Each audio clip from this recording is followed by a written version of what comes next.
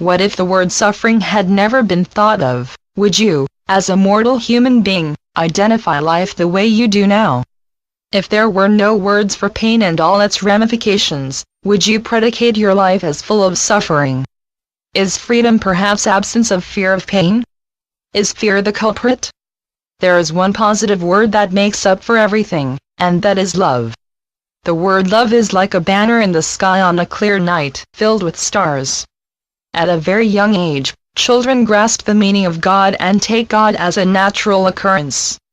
Think of it, very young children not only understand the meaning of God, and also are on a familiar footing with me that goes far beyond the known possibilities on earth. As a young child, you didn't forget from where you came. You lived our closeness and took me as a matter of course. What vibrations does the word God jog in young hearts and minds?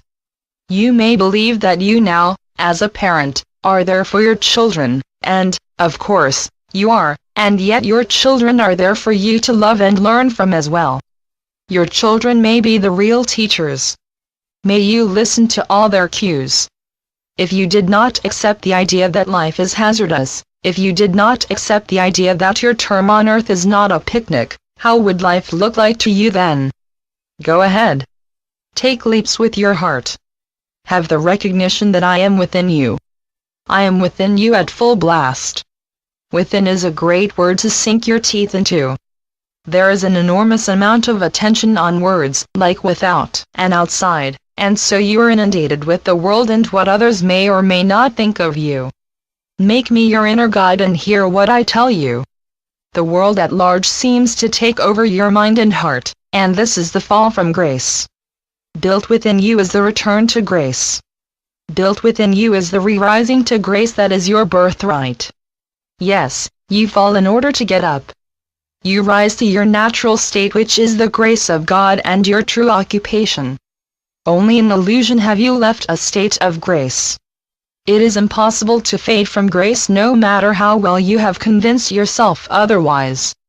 If you ask, I would tell you that the surface of life is just a smattering of experience and not truth at all.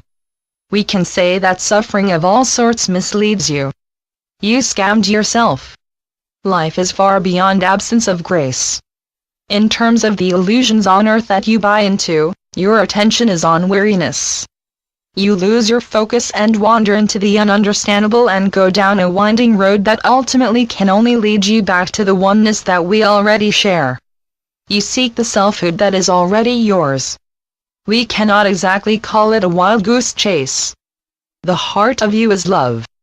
I wait for you to recognize the heart of God you are full of, and which is precisely the energy and light of God. We share the same essence. No longer buy into a false image. Your heart may be laden with crumbs of what you call the past and which you also accrue as your future. Nevertheless, you reach to heaven, and heaven pulls you up to your natural state. You are not a lone waif in the wilderness. You may well have forgotten yourself, yet you have never been forgotten. All this perceived suffering you go through is misidentification. Go beyond the thrall. Look in higher places. You will see your blazing light and know the freedom of recognizing yourself as a God-given bright light on earth which, in truth, you are. Accept who you are. Know it, and be it.